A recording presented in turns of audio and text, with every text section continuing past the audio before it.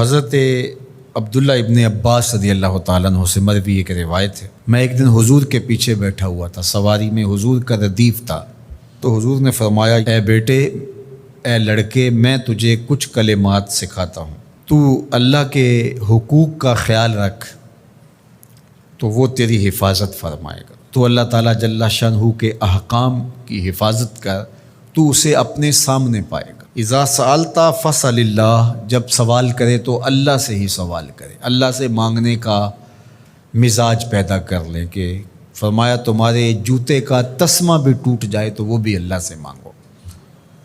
ضرور بازار میں جاؤ دکاندار سے، لیکن حقیقی طلب اللہ سے ہونی چاہیے۔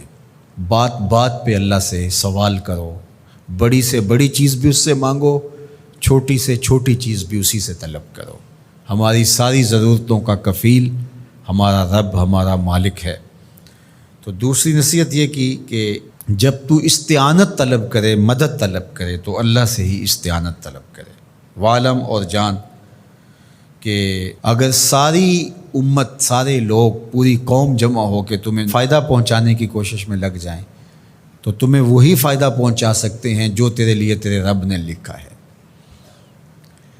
اور فرمایا وَإِنِ اجْتَمَعُوا عَلَىٰ أَن يَضُرُّوكَ بِشَيْءٍ، اور اگر تمہیں نقصان پہنچانے کے درپے ہو جائیں، لَمْ يَضُرُّوكَ إِلَّا بِشَيْءٍ قَدْ كَتَبَهُ اللَّهُ عَلَيْكَ، تو تجھے صرف وہی نقصان پہنچا سکتے ہیں جو اللہ نے تیرے لیے لکھا ہے۔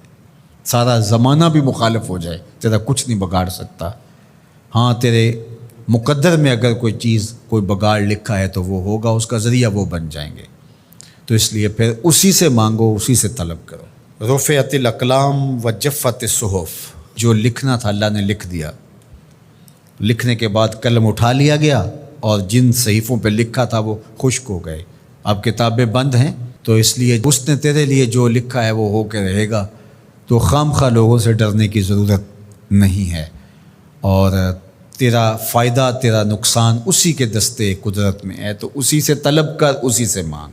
اور فرمایا تو اللہ تعالیٰ جل شانہ کو رخاء میں، خوشحالی میں یاد کر، یعرف کا فی الشدہ، وہ تجھے مشکل میں پہچانے گا۔ یعنی جو شخص خوشحالی کے دور میں اس کے پاس دولت ہے، صحت ہے، تو اللہ تعالیٰ کو فراموش نہیں کرتا، اللہ اس کی بدحالی کے زمانے میں اس کو فراموش نہیں کرتا۔ وعلم، اور جان، ان النصر مع الصبر، کہ جو مدد ہے وہ صبر کے ساتھ آتی ہے۔ وان الفرج مع الکرب، اور کشادگی جو ہے وہ مشکل کے ساتھ آتی ہے۔ وان مع العسر یسرا، اور سہولت جو ہے وہ مشقت برداشت کرنے کے بعد آتی ہے، تنگی کے بعد فراخی آتی ہے۔ پہلو مشکل پھر تمنا، پہلو کنڈا پھر پل، شاید مگروں پہلو مکھیاں ڈس دیاں ڈنگ والیاں۔ تو یہ سب ہوتا ہے، مشکلات، تکلیفیں، آلام، مصائب، ان سب سے گزر کر کے آسانیاں آتی ہیں۔ خود حضور کی زندگی دیکھ لیجئے، مدنی زندگی مکی زندگی کے گزرنے کے بعد، طائف کے مراحل کو طے کرنے کے بعد آتی۔ تو ہم ڈائریکٹ اگر چاہیں مکی زندگی کو اختیار کیے بغیر اور طائف کی مشکلات اور سنگلاخ راستوں سے گزرے بغیر مدنی برکتیں حاصل کرنا، تو وہ نہیں پا سکتے۔ تو یہ اللہ تعالیٰ